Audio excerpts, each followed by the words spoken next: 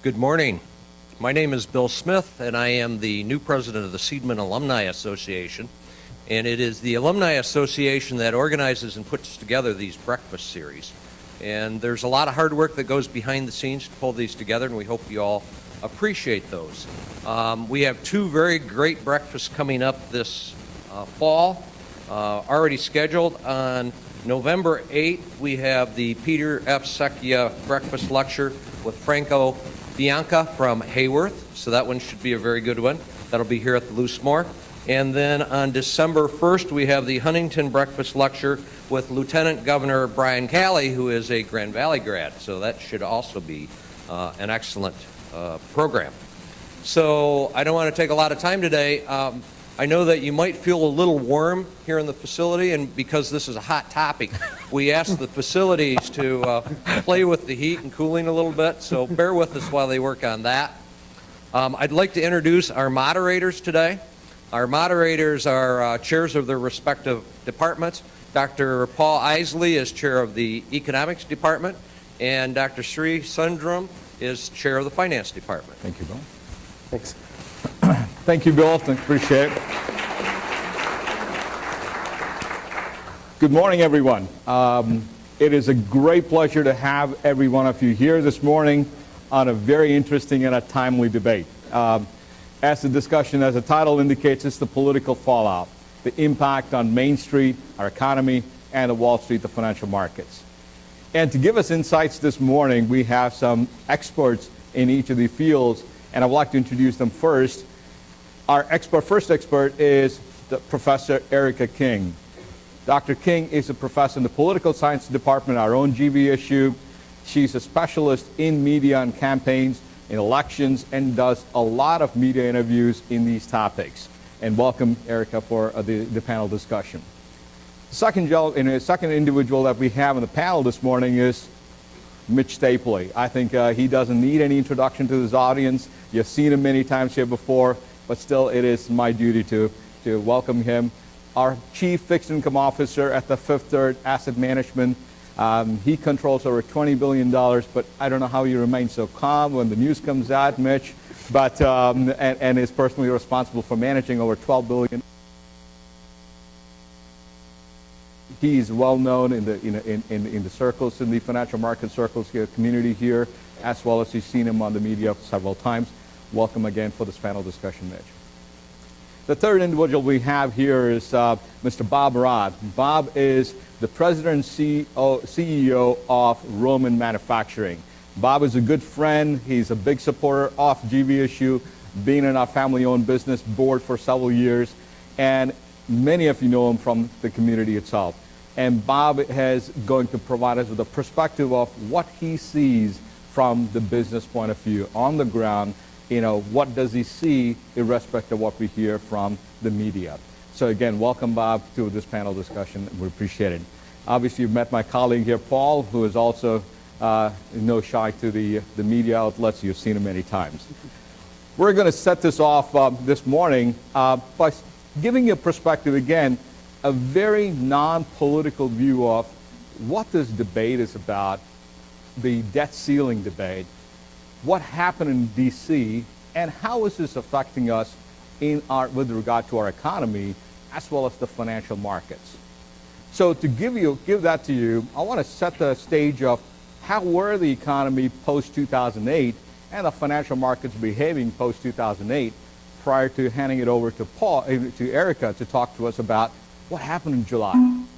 What was the acrimonious debate that we had? So maybe if I can have the slide number 1, please. There we go. Thank you. We can move into the actual graph. Thank you. Just to give you two indicators. We're looking at the real GDP and the unemployment rate. And as you can see, clearly 2008, we took a hit. We all know what happened to the economy and the markets at that time. But in second half of 2009 and 2010, we clearly rebounded, over a 3% growth rate in GDP. And in a $14+ trillion GDP, we're talking about the largest economy. That is a substantial growth. But towards the end of 2010 and the beginning of 2011, we started to sputter a little bit. And clearly, it got sealed when the debate that we had in July and the summer we had a significant impact. And I'm going to let the experts talk about what happened post. The unemployment rate, again, the graphs and the numbers don't lie.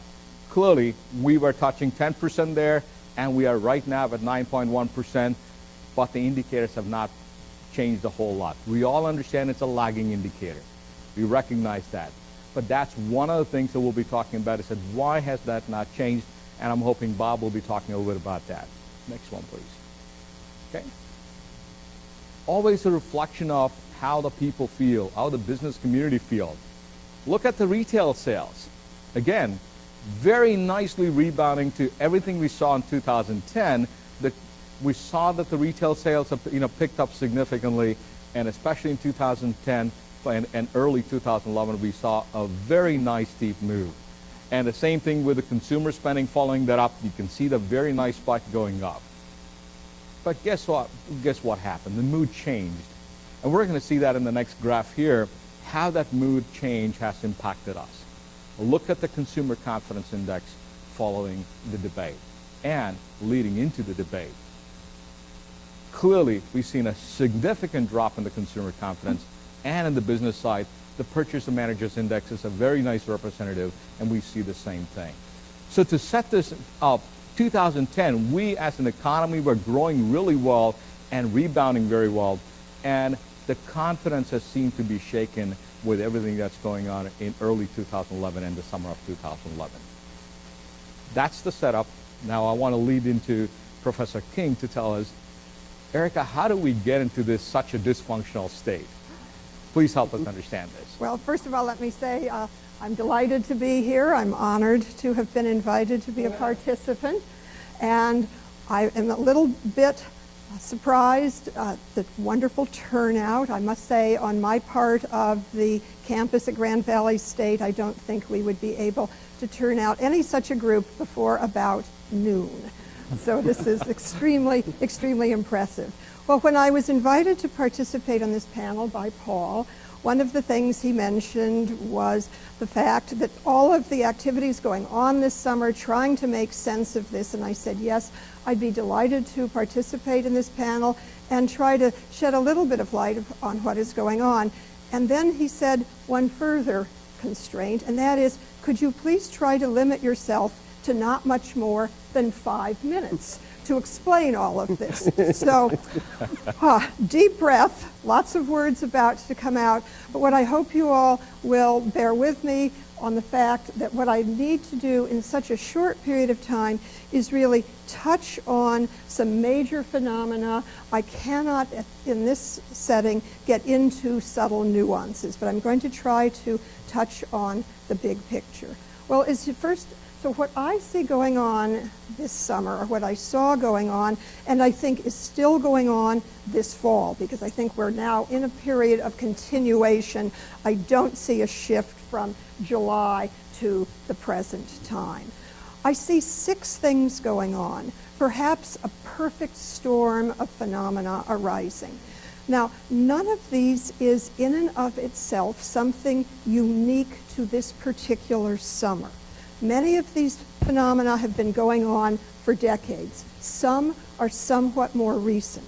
But this summer, all of them seemed to come together to gain speed and to end up in what could be called, if you want to do one analogy, a perfect storm. Another analogy might be a perfect witch's brew. So choose, as I say, your analogy. The first phenomenon that I see is the fact that there is an economic crisis. There is general agreement that there is an economic crisis. However, the problem is that there is not agreement on the specific parameters of the crisis.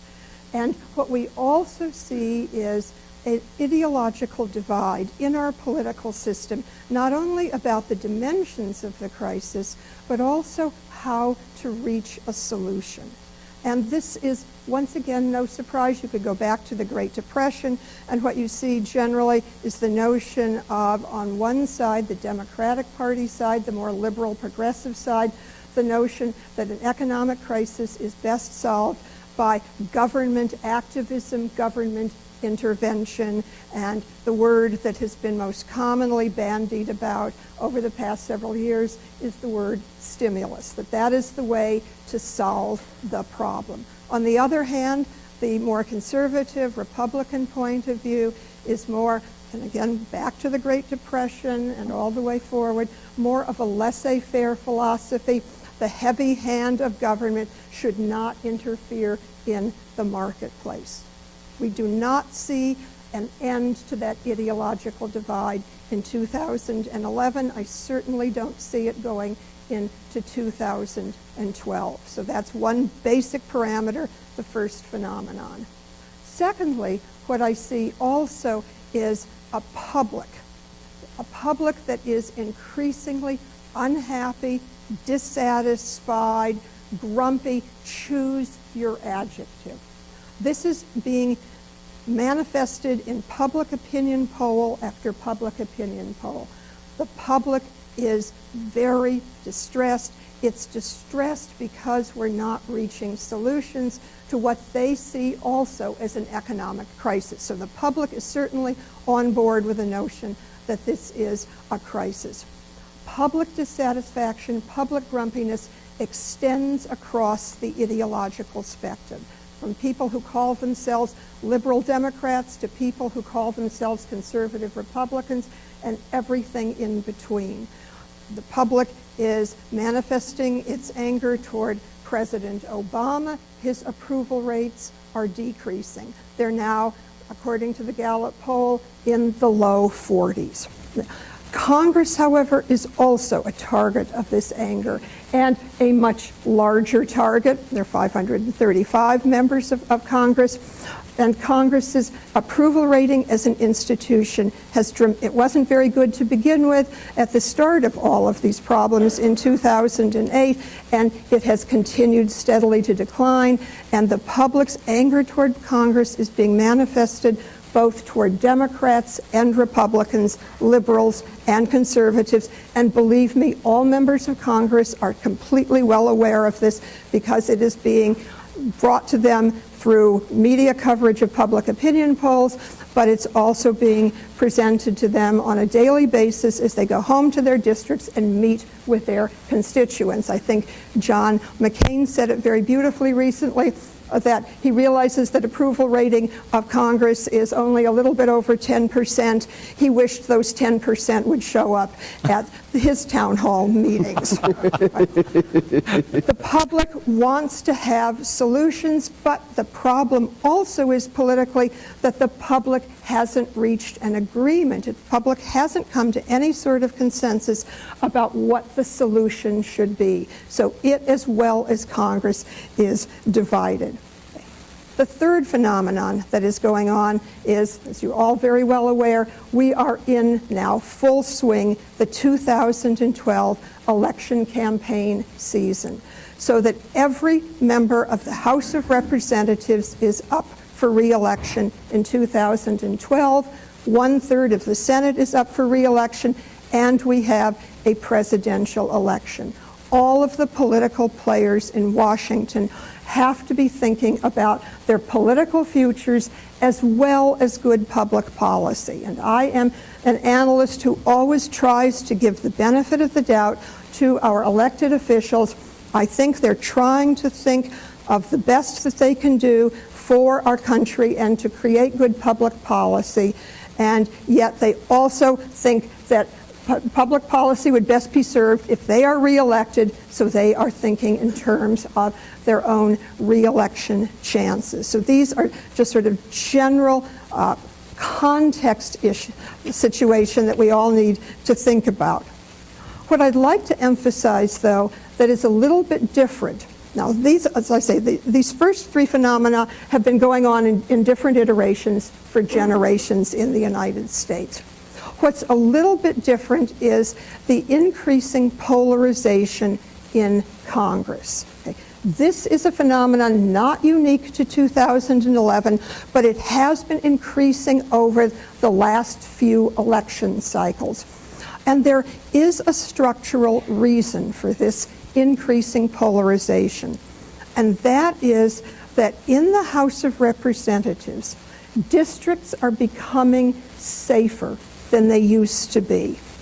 In the House of Representatives today, only about 10% of the districts across the United States, and remember that's 435 districts, only about 10% of them are truly competitive districts. The rest are safe districts. What that means is that the election contest is essentially fought out during the primary season, not during the general election.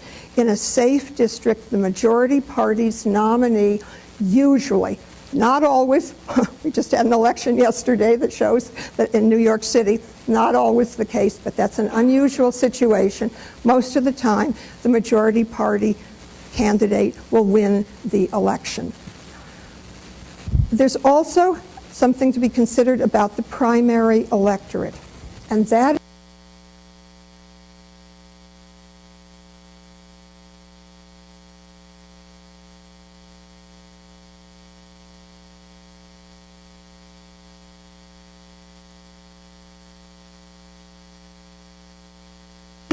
then is that in safe districts, both for the Republicans on the Republican side and for Democrats in a safe Democratic district, what happens is that the Republican nominee tends in this day and age to be on the conservative end of the Republican political spectrum. In safe districts, the Democratic nominee tends to be on the liberal end of the Democratic continuum. Those individuals know to get the nomination, they need to appeal to a more small, more ideological electorate. And what they also know is that if they do not continue to do what that smaller electorate is interested in having them do, that in the House of Representatives 2 years later, there's a good chance that somebody who is more on the end of the continuum will arise and challenge you in the next election.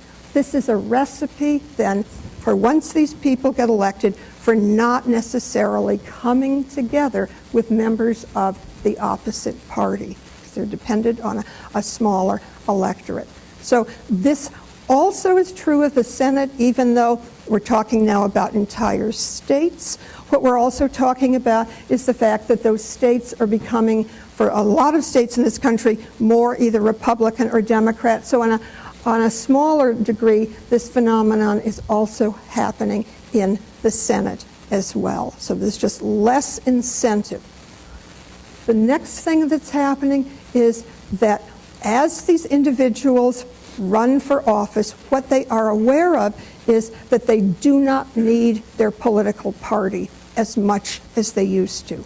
Political parties are playing a smaller role in our electoral politics. People decide on their own whether they want to run for the House or the Senate or even the presidency. The party can give them help, it can act as a support system, but they do not need the party the way they used to. They're not controlled by the political party. Not controlled by the political party, however, means they have to raise vast amounts of money. That money needs to come from something other than the political party, hence the role of issue and advocacy groups that are playing a larger and larger role in our political process. Also, in order to give money to somebody, you have to make certain that they agree with your positions on the issues. That tends to push members of Congress also farther, both to the left and to the right. And campaigns are becoming ever more expensive. 2012 will be more expensive than 2008, and 2008 was our most expensive election to date. Let me end up this sort of sad overview by mentioning the role of the media, finally. This is the sixth phenomenon that I see going on.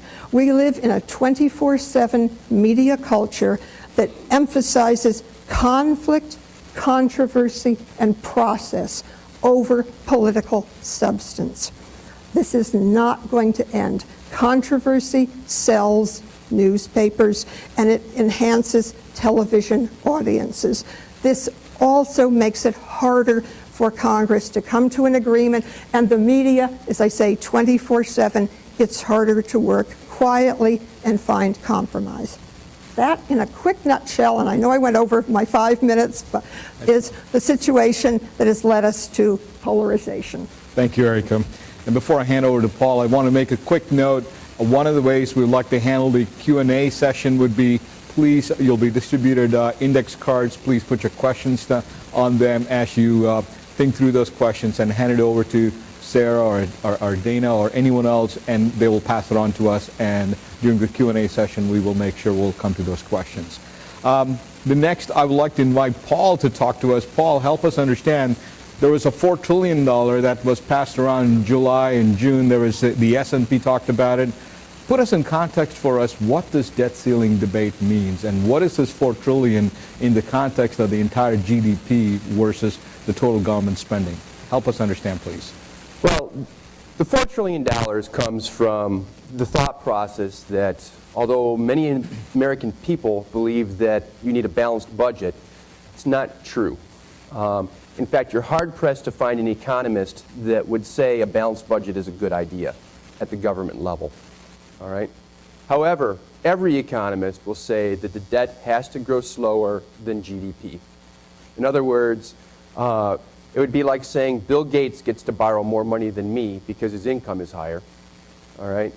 But he can't borrow a much higher percentage of his income than I can. All right?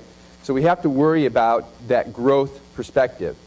So the debt crisis has been brought about not by where our debt is today, but the trajectory of that debt over the next 10 years. All right? And there's some disagreement as to how that looks over the next 10 years, because if you know anything about predicting the weather 10 years from now, predicting the economy 10 years from now is even worse. When the Congressional Budget Office projected how much debt we would have this year at the federal government level, they got it wrong by $11 trillion. Wow. All right? So we have to remember that projecting debts out 10 years is a problematic science at best. But let's go do it anyway. All right? So this is using the Congressional Budget Office numbers. And the red line is what they call their baseline. All right? This is their baseline as they saw it in March before any of the new laws came into place. There's a trick here. The baseline can only use what current law says. And the current law says that at the end of 2012, the Bush tax cuts go away, that the AMT is not patched, that those types of things. So we all know that that's not going to happen. And so we have to look at what happens when we adjust for these things. The green line looks at what happens from the perspective of people looking at the CBO reports after the August law was put into place. So according to the CBO, you can see that the debt to GDP ratio, in other words, the amount they're borrowing compared to their income, would be dropping. And they say, wow, we got the problem solved. All right? Obviously, S&P disagreed with that. All right? By the way, if you bring back, if you keep the Bush tax cuts and you patch the AMT, we go up to the blue line. So we're still dropping, but it doesn't solve the problem. All right? Now, where's the problem with this analysis? The CBO assumes that between 2013 and 2016, the average growth rate of the U.S. economy will be nearly 6%. All right? For those of you who don't know, that's extreme. We'd be growing like China. All right? That's not going to happen. So let's slow that down a little bit, which is what the S&P did. And when you do that, if we do the new law with likely changes, it's now the blue line. All right? Notice now the debt to GDP is rising, which is what gets economists upset. If you add in the additional $2 trillion in either cuts or tax increases that the S&P was asking for before they said that they wouldn't downgrade the U.S., notice that we get the dropping number. So the difference between the Congress saying, hey, we have the problem solved with $2.1 to $2.5 trillion worth of cuts, and S&P saying, no, you don't, is how fast the economy grows. And that's pretty hard to come by. All right? Lastly, we want to give you a sense of the size of the problem and make you understand why it's sort of crazy that the congressional folks made it into such a big problem. All right? To get to the $4 trillion worth of cuts over 10 years, that's cutting $400 billion a year, or creating $400 in taxes a year. Either way works. All right? This is our size of current spending. Notice that Social Security, health care, defense, and overall non-defense spending are our 4 biggest ticket items. All right? And our total spending right now is $3.25 trillion. But what's going to change in this over the next 10 years is those first 2 things are going to double. All right? The second 2 things grow at the rate of inflation. Think about that. When we went through the budget plan this summer, the only thing we didn't touch were the 2 things that were growing like crazy. All right? The only things we didn't touch. So they want to do $400 billion in cuts, and they want to do it all from here. It isn't going to happen. You do that, all of a sudden your interstate system goes to pot, you don't have any good air traffic, all of your infrastructure goes away, you have no safety nets for various corporate issues. It's a big deal. You can't do it all there. You have to choose to either go to Social Security and health care, or you have to go to tax increases. If you would divide it evenly across all those things, you'd be talking about a 6% cut in Social Security health care, a 16% cut, between 10 and 15% cut in defense, a 20% cut in non-defense, and you add in 4% more revenues. That's something that virtually anybody out here in business has already done over the last 10 years. So it's not that hard. They're just stuck on you can only do it one way. And economic theory doesn't back that. So, oopsie, did I pop over? Nope. And should we move on to Mitch? I'm missing Mitch. Oh. Dana. This is supposed to be Mitch. All right. Well, We'll have Mitch start, and we'll solve the technical problem. yeah, we'll come to that. And as we, government spending 101. Thanks, Paul, for that. Really appreciate that. Bringing us to perspective about when we talk about everything is discretionary spending is what we're going to cut. Guess what? We will have problems, as Paul indicated. And now what I'd like to do is to lead into Mitch Stapley. Mitch, I'm sure the debate, forget about the details, but kept you awake at night. What you're going to do this next morning with your portfolio, help us understand how the financial markets reacted and help us understand your perspective. Thank you, Shreek. Thank you for coming out this morning. I do want to warn you, though, whenever you see Paul and myself in any kind of panel, we're kind of like the twin horsemen of the financial apocalypse. Any dream you had of early retirement probably dies when the two of us are together. Don't open up your IRA statement for, probably 6 months. It's probably a lot lower. One of the first things to talk about here, so I've got a dysfunctionality in Washington truly beginning to impact the financial markets. Let's not forget, we'll talk about in the last slide, the pigs, Portugal, Ireland, Italy, Greece, and Spain, melting down over in Europe because of dysfunctionality in the political system and the financial system over there. So for the first time in 97 years, okay, S&P has been rating U.S. government debt for 97 years. For the first time in 97 years, consider how enormous, okay, of a fact that is. U.S. debt is downgraded from AAA to AA+. And it would be intuitive, it would be factual, that if your debt rating goes down, if the quality of the borrower goes down, borrowing costs go up. Okay, so one of the real questions was, given the fact we have $14 trillion of debt outstanding, now we need to finance that. How would the financial markets react if the unthinkable happened and S&P or Moody's or Fitch downgraded U.S. government debt from AAA down to AA+?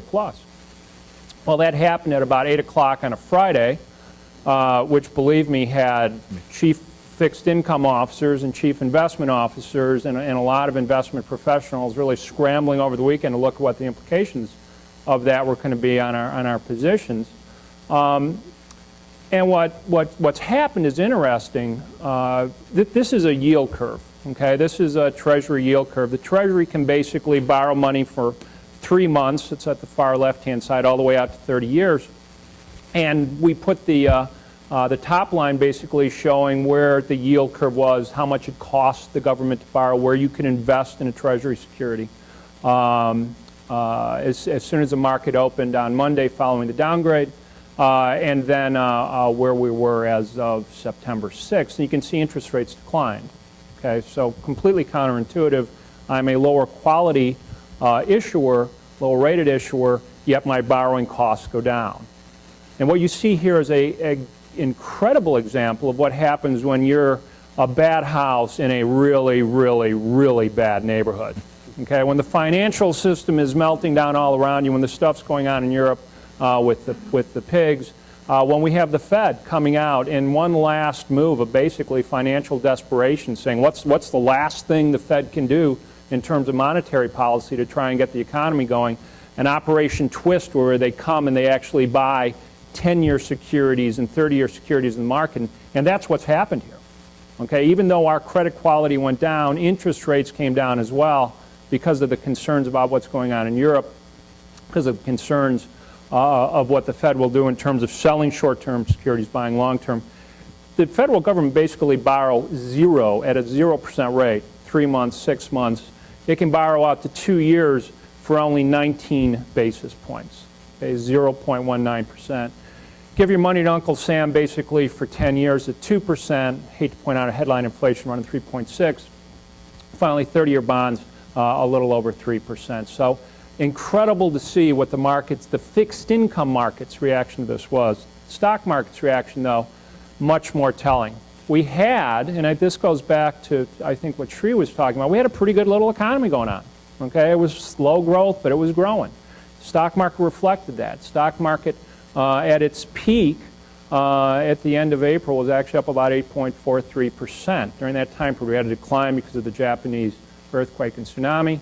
Well, then we go on through the summer months, trading sideways, even though the pigs are heating up. And then finally we get to the debt debacle, and it looks like we might actually have a technical default.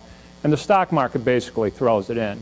Say, listen, if these chuckleheads can't come together and get something done, we will take our money elsewhere. We will vote with our feet because we're seeing economic growth potentially slow down here.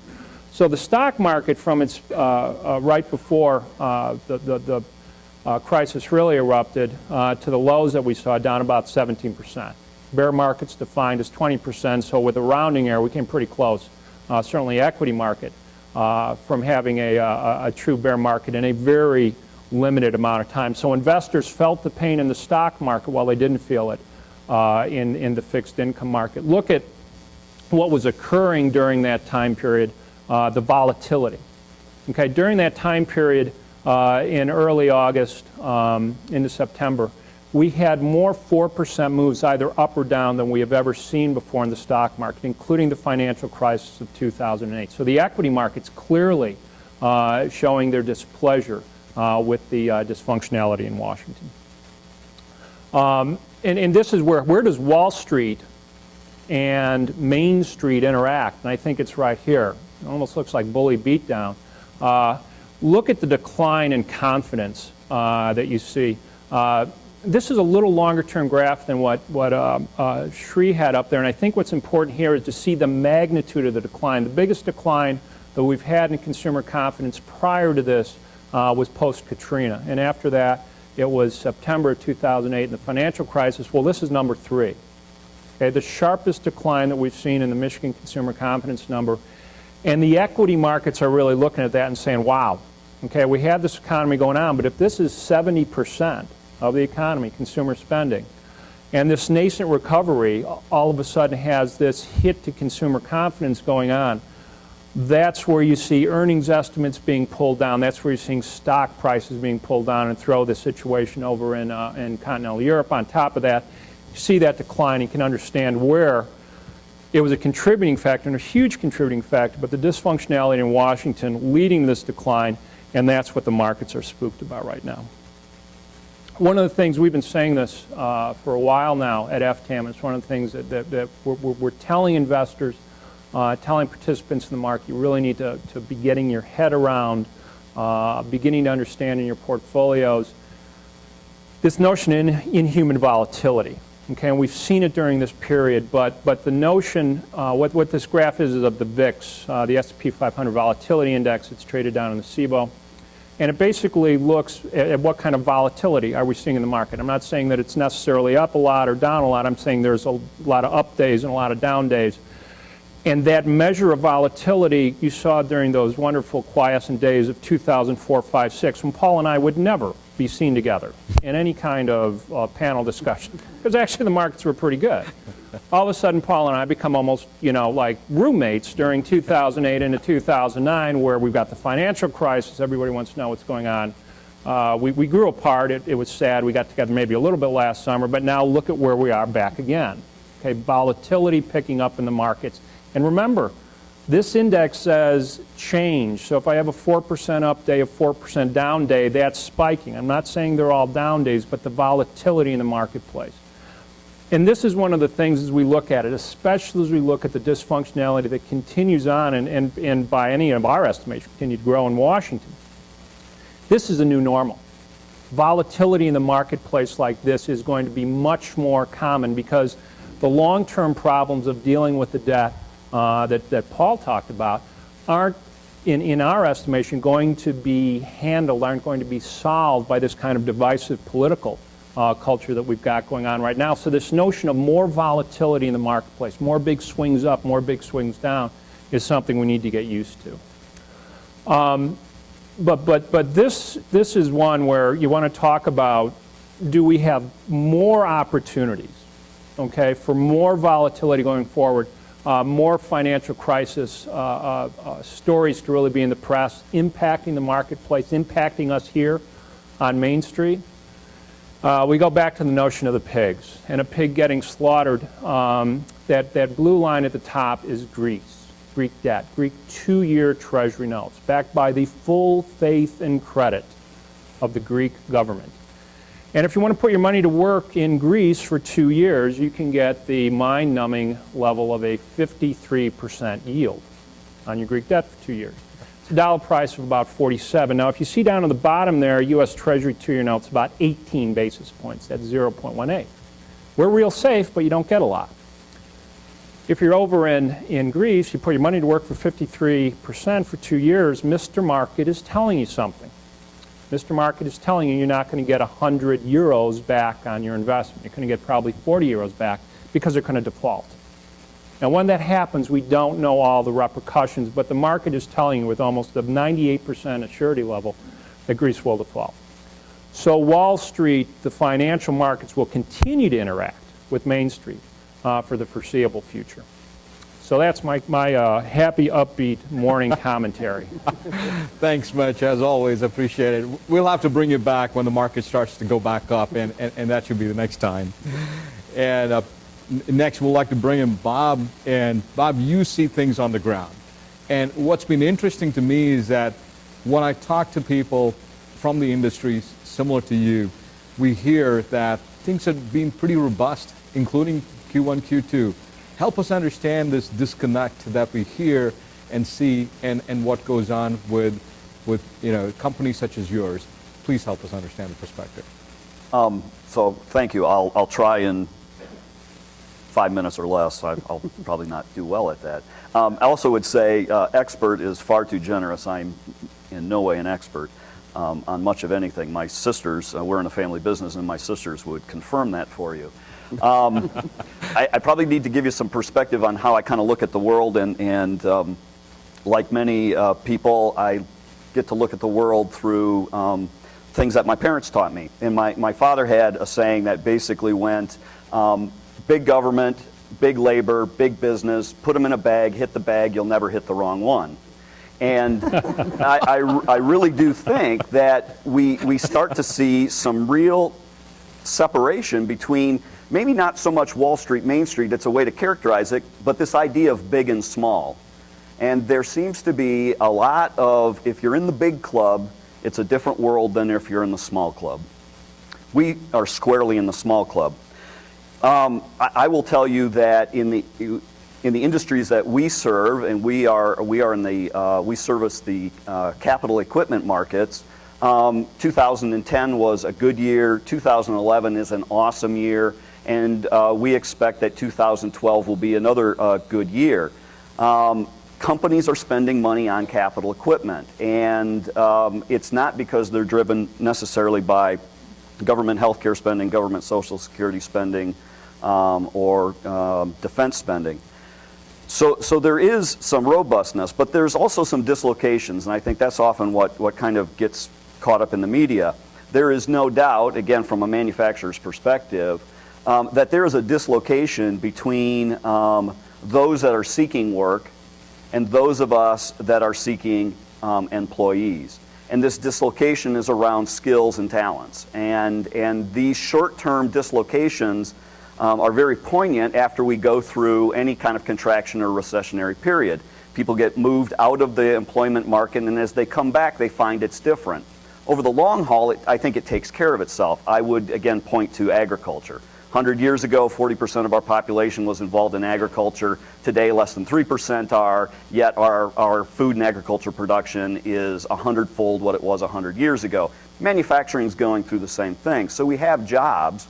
It's just those jobs don't look like they did 10 years ago and 20 years ago. So we have to deal with that short-term dislocation between those that want work and those that have work available.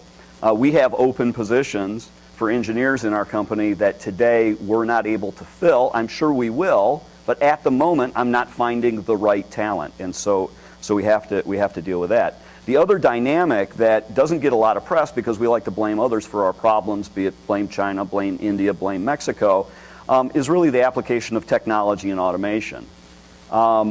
Productivity changes jobs. It kills certain jobs and creates new jobs. Simple example. A few years ago when I chaired the chamber and I spent a lot of time down there, I'd park in the Ellis lot right across the street. A gentleman by the name of Art was in the booth there. Appeared to me to be of retirement age. I'd have a little chit chat with Art. I'd pay my toll and on I go. When I go down to the chamber today, I don't talk to Art because he's been replaced by a machine where I slip my card in my credit card. That's a dislocation, a simple example of a dislocation because of technology and automation. And we have to come to grips with that and how we deal with it. I would agree with Paul on the point that we don't need a balanced budget if that meant that the probability of a surplus was just as likely as the probability of a deficit. It seems that there is no probability of surpluses, only probabilities of deficits. So I have a concern with any organization that can just continue to deficit spend. I know it doesn't work in my household. I definitely know it doesn't work in my business. We really do ask around this economic crisis, whose crisis is it? Because when, again, you look at the private sector, the balance sheets of the private sector are as strong as they've ever been in history. There's trillions of dollars sitting on corporate balance sheets. To kind of play off of Matt's point about volatility, get used to it.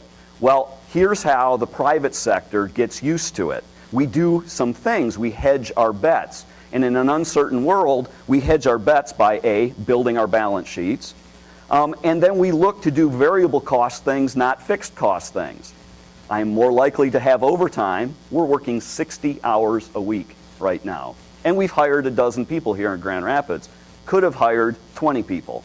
Only hired 12 because we're working 60 hours a week. Overtime is a variable that I have a better chance of turning the knob and adjusting the volume than if we just hire people. Because even though in a classical sense, we'd say direct labor is a variable cost, we don't behave that way in business. When we hire somebody, we don't like to come to them the next day and say, hey, sorry, I hired you, I gotta let you go.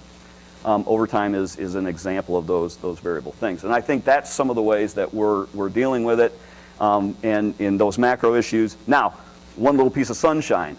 I do think that here in North America, there is a piece of sunshine around what's now catching a little bit of in the media about onshoring. And what we figured out is these supply chains that wrap halfway around the world have some vulnerabilities and have some costs associated with them.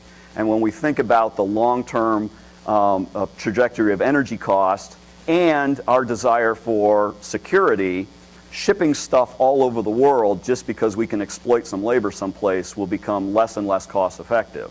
I think that is a long-term opportunity for us here in North America. Thanks, Bob. I appreciate it. And we're going to follow that up with a question to you, actually. One of the questions come about is with regard to tax rates. And I know we have had conversations before. And to give a perspective, you know, on the statutory tax rate, U.S. is on the high list, but on the effective tax rate, we're about 27% on a corporate side. But you also have opinions about big companies versus small companies and how that leads. The question here is, if marginal corporate tax rate is cut, how many people will you hire? Can you give a little bit of... If the marginal tax rate is cut, because of that, I will hire 0 people. There is no direct connection between a tax rate and hiring. And when we try to create this one-for-one relationship, it just doesn't exist. It's not supportive. What I'd say about the taxes is that what is frustrating from my perspective, from the small perspective, is when you have a tax code that literally, if you had the binder sitting on the floor, would be a stack of documents this high, that there's not a single person on the planet that understands the whole thing. One really has to ask, is that the best way for our government to raise revenue to do what it's supposed to do? I would argue no. I am frustrated when I report a profit last year to our shareholders, my sisters, and we pay taxes, which I have no problem with, but General Electric reported a profit to its shareholders. It didn't pay any taxes. Now, it didn't do anything illegal, but it took advantage of a very complex tax code, and I really question if that's the right thing for our government to do. Just a couple quick points. Right, and not that there's a right or wrong, but I find it interesting here at the state level that we have provided to the film industry $23 million to those that have come here and spent film dollars in our state. And you know, they generated $55 million in revenue for the people that work in that industry. Is spending $23 million to get $55 million a good deal? I ask you that question.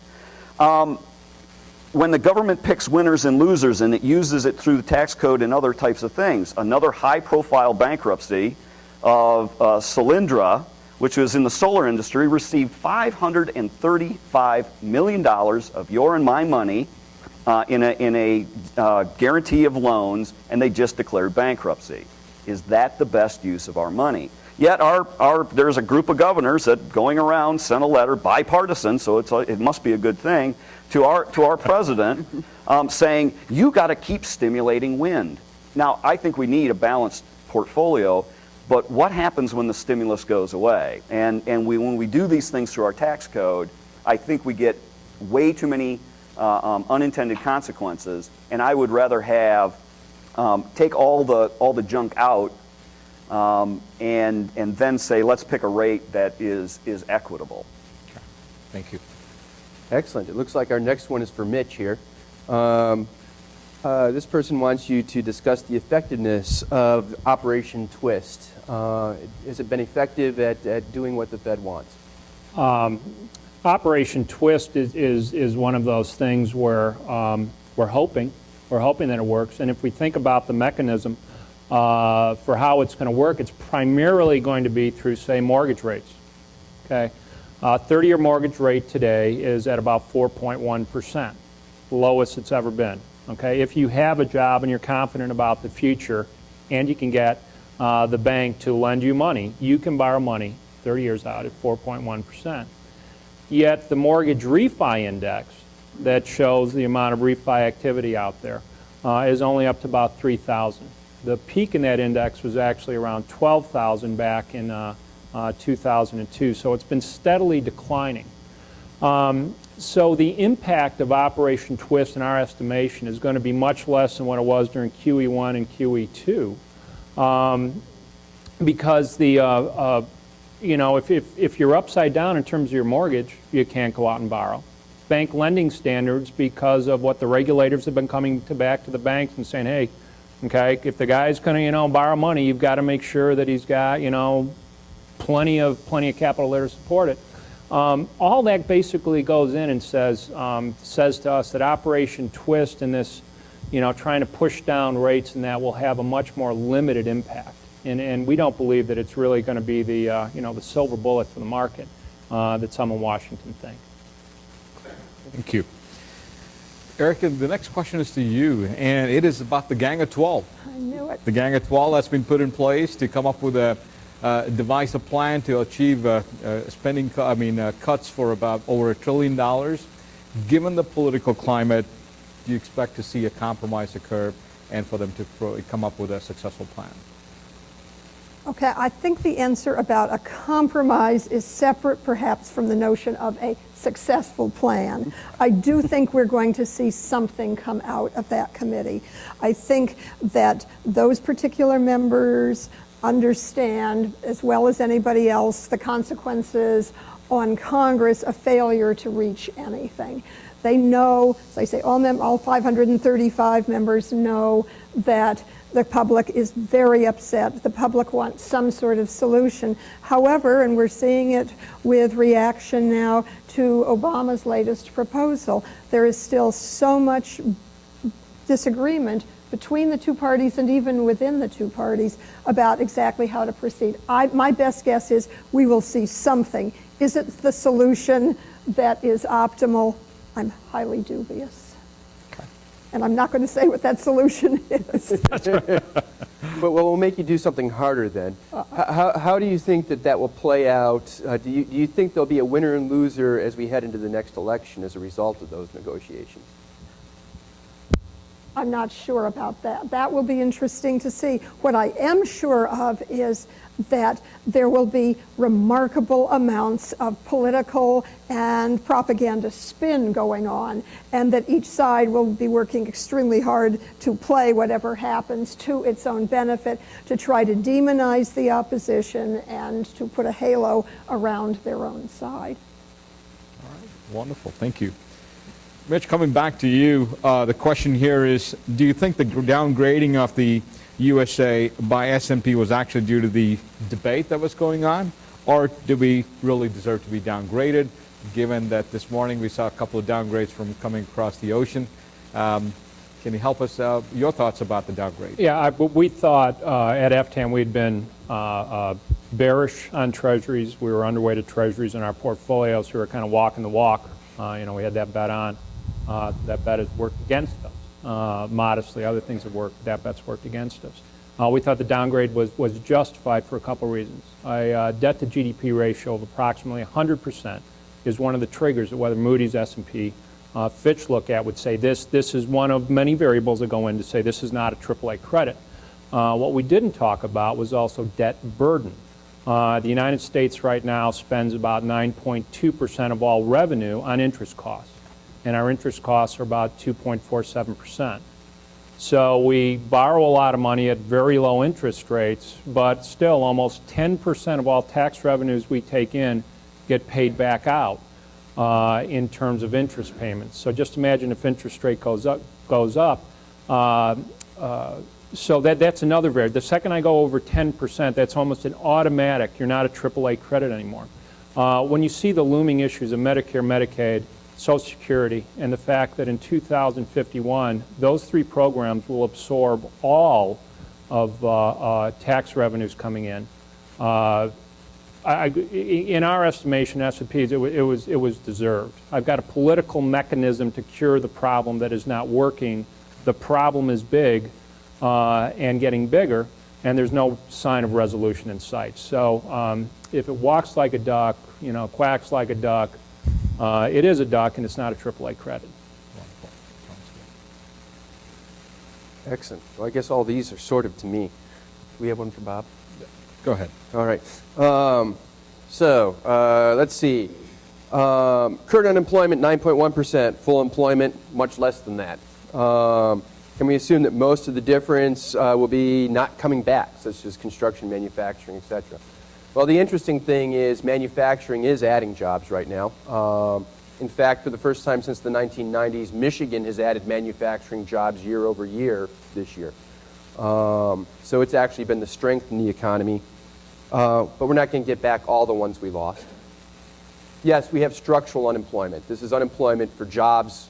The job the person lost is not the job the person's going to get back.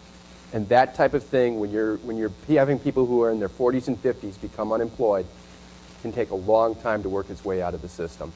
So we expect that the natural rate of unemployment, which includes those people who are unemployed because the job they know how to do doesn't exist anymore, is going to stay very high for a very long period of time. When I say that long period of time, 5-6 years. It'll take that long for retraining and that long for people to come up with other types of jobs. Okay. Bob, I know one of the critical aspects now is the second half of 2011 and how the economy performs. From your business perspective, what would you like to see as new features as part of the compromise or as we go forward? Erika's told us 2012 election is kind of dominating the discussion in Congress. What can they do to help? The jobs plan had some proposals out there, maybe your thoughts on it. But what else can the Congress do to maybe help you or maybe stay out of your way? What do you think can they do to help small to medium-sized businesses that is critical to the job sectors in increasing the jobs? Well, it's going to be, my answer is going to be more on the stay out of my way side than it is I'm looking for some specific handout or piece of candy from the, from our federal or our state government. Again, my message would be around government needs to do what it's supposed to do well, period, right? And today it seems that we're basically an insurance company with an army, and it... I'll use that. It was 3/4 of the budget, the numbers I saw up there. Well, if those are the things we're supposed to be doing well, then we need to be, government needs to be held accountable to do them well. It needs to stop doing what it thinks we need or want. Again, I'm going to go back to this, this company that got $535 million, or quite frankly, I mean, it would be wonderful if the state of Michigan said, well, this Roman Manufacturing, what a wonderful company. We'll go to all its customers and give them 40% of the dollars that they need to buy Roman's products. I guarantee you I'd slaughter my competition. Is that the right thing to do? I say no. So government needs to focus on doing, if we're supposed to be in the healthcare business and we're supposed to be in Social Security and we're supposed to be in defense, then they need to do those things well and stop fiddling around over here. Also this, on the one hand of the part of the government is, on the NLRB, seems it's going after Boeing, telling it where it can or cannot put a plant. Yet on the other hand, it's the same government that got rid of Glass-Steagall, right, that just opened up the floodgates for all the shenanigans that went on in the financial services sector. I mean, so are you for business or are you against business? Well, it really seems they're for their friends and not so much for their, who's not their friend. And is that really the way to run the government? Thanks, Bob. And next question I have for my colleague here, Paul.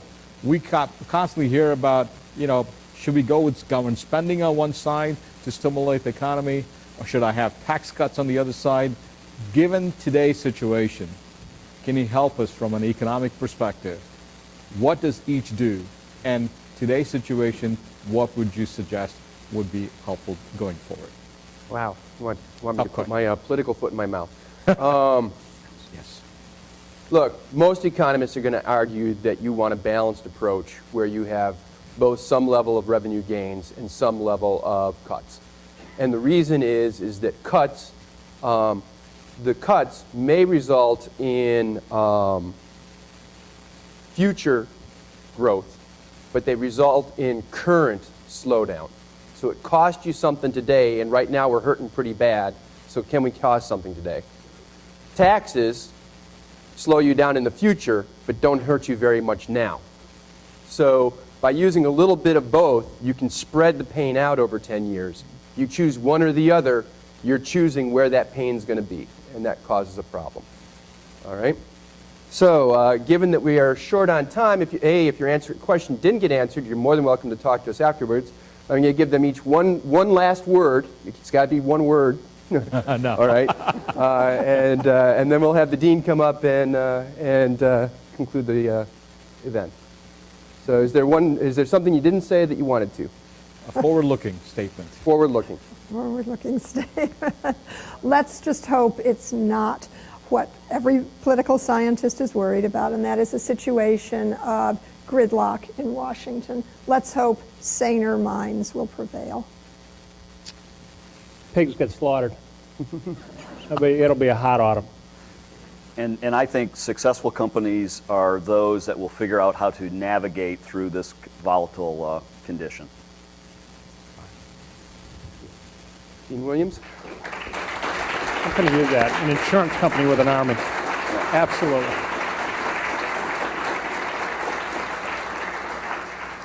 First, I'd like to thank all of you for joining us this morning. And we have some gifts here for our panelists. Please, Erika, Mitch, Bob. Thank you. Very much. Thank you. James, always a pleasure. Thank you very much. Thank you. Very much, guys. Thank you very much. So after a wonderful panel discussion, we'd like to remind you guys to place on your calendars the two upcoming events. We have a November 8th event with Franco Bianchi, and then we have a December 1st event here with Brian Cowell. So please put those on your calendars to join us then. I also have one message for those alums in the audience. Grand Valley and Seidman alums. Last year we began this process of inviting all of our alums back to the business college during homecoming week. The idea is to provide some encouragement and motivation for students here at the university so that they get a better sense of what's expected in the real world and they can benefit from your expertise, your advice, your experience. We're calling it the Motivational Task Force. At least that's what I call it. And I think Bonnie's going to work with me on that. But I call it the Motivational Task Force because that's what we're trying to achieve. Trying to help these young folks understand and give them encouragement and motivate them, if you will, at least at the margins, to be even better students and better professionals when they enter the workforce. So we're asking you to think about joining us on October 26th or 27th to come into the classroom and spend just a few minutes with other alums sharing with the students. We don't have to talk about subject matter per se, but this is about sharing with your experiences and expertise to provide some insights and encouragement for our young folks here at Grand Valley. So if you could do that for us, we'd appreciate that. And then again, as we leave, I say to all of you, thank you. Thank you for supporting Grand Valley State University, the Seidman College of Business, and this alumni breakfast series. Thank you. Well, that was fun. Yeah, it's good.